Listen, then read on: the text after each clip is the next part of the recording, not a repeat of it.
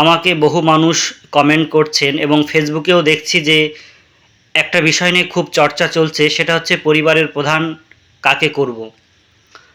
প্রায় প্রত্যেকের মুখেই শুনছি যে পরিবারের প্রধান হচ্ছে রেশন কার্ডে যিনি প্রধান আছেন তিনি। আচ্ছা, আপনারা একটু ভালো করে ফর্মটা নিয়ে বসুন, নিয়ে একটু ভালো করে দেখে বলুন তো যে ফর্মের কোথাও কি বলা হয়েছে যে পরিবারের প্রধান রেশন কার্ডের ভিত্তিতে নির্বাচন করতে হবে? কোথাও নেই। একটু ভালো করে দেখেন, কোনো পেজেই বলা হয়নি যে পরিবারের প্রধান রেশন কার্ডের ভিত্তিতে করা হবে। হতে পারে যে একটা লোকের ৪-৫টি সন্তান, তারা বড় হয়েছে, এখন তারা প্রত্যেকে আলাদা আলাদা বাড়ি, প্রত্যেকে আলাদা আলাদা জায়গায় রান্নাবান্না হয়, আলাদা আলাদা জায়গায় থাকে, কিন্তু এখনও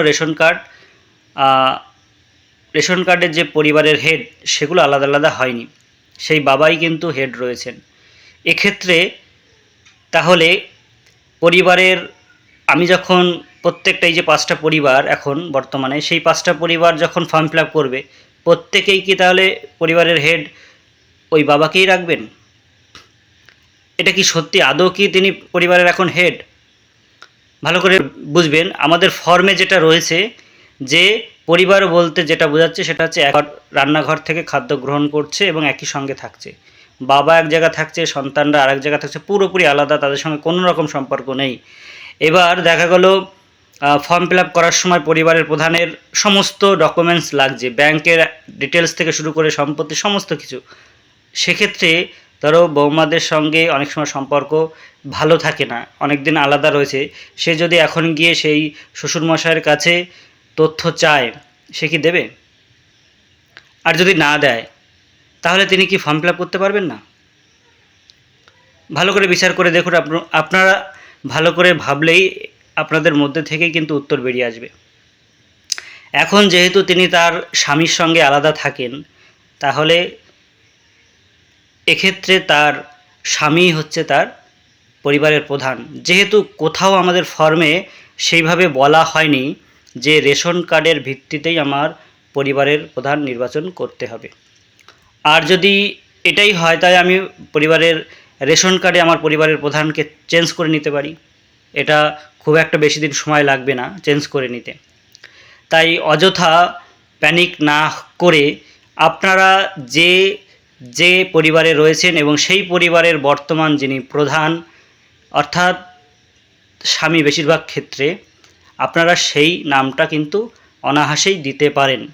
এটা আমার ব্যক্তিগত মতামত হলেও আপনারা ভালো করে ভেবে সবাই আমাকে কমেন্টে জানাবেন যে আমি যে যুক্তিটা দিয়েছি এটা একেবারেই কি ফেলে দেওয়ার মতন যুক্তি? কোথাও কি দেখাতে পারবেন আপনারা যে পরিবারের প্রধান রেশন কার্ডের ভিত্তিতে নির্বাচন করতে বলা হয়েছে?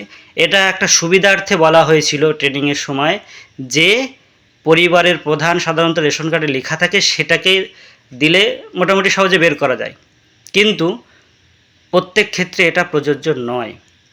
ম্যাক্সিমাম ক্ষেত্রে এটা হবে না, কারণ শ্বশুরের সঙ্গে বৌমার বা শাশুড়ির সঙ্গে বৌমার সম্পর্ক ম্যাক্সিমাম ক্ষেত্রেই অতটা ভালো নয়। আর এত তথ্য কেউ কি দিতে চায়?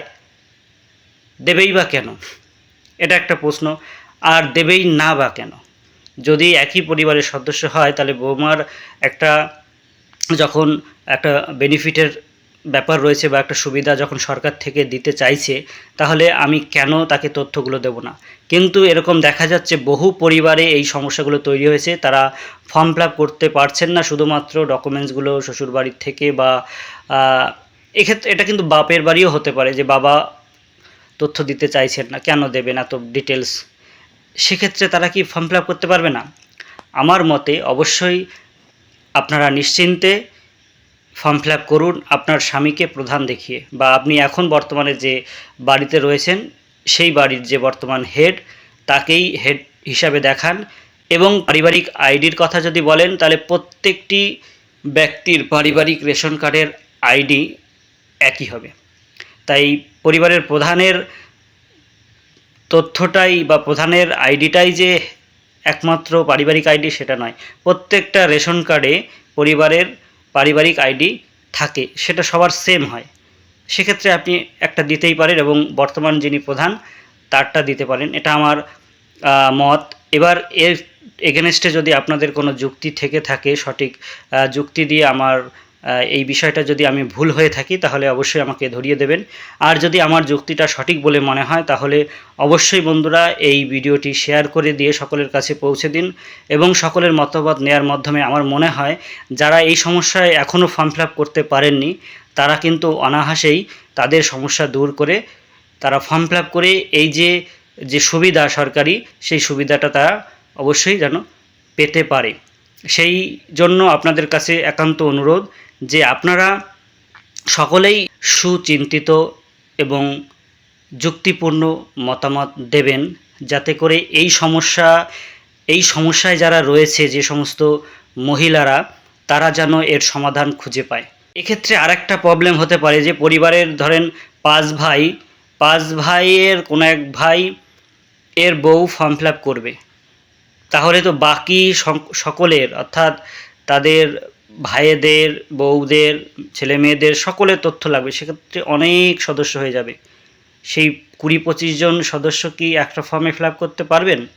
কখনোই নয়। অথচ 20-25 জনের মানে রেশন কার্ডের ভিত্তিতে যদি ধরা হয় তাহলে 20-25 জনের কিন্তু এখনও হেড সেই ঠাকুরদাদা, অথচ তারা প্রত্যেকে আলাদা ঘরে রান্না করে খায়, আলাদা থাকে, আলাদা বাড়িতে থাকে। এটা কি সত্যি যুক্তিপূর্ণ কথা যে রেশন কার্ডের ভিত্তিতেই আমাকে পরিবারের হেড নির্বাচন করতে হবে?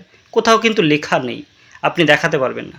দেখান, যদি দেখাতে পারেন তাহলে আমি আপনার কথা মেনে নেব এবং আমি এই ভিডিওটি ডিলিট করে দেব। ধন্যবাদ সকলকে। ভিডিওটি শেয়ার করার মাধ্যমে সবার উপযুক্ত মতামত নিয়ে যারা এই সমস্যায় রয়েছে তাদের সমস্যাটা একটু দূর করার চেষ্টা করেন। পারলে সরকারের কাছে পৌঁছে দিন, যাতে ওনারা কোনো একটা ক্লারিফিকেশান দেন, যাতে করে এই সমস্যায় যারা রয়েছেন তারা সঠিক উত্তর পান তারা কি করবেন, এবং তারা যাতে ফর্ম ফিল আপ করতে পারেন এই ব্যবস্থাটা আপনারা একটু অনুগ্রহ করে দেবেন। ধন্যবাদ সকলকে।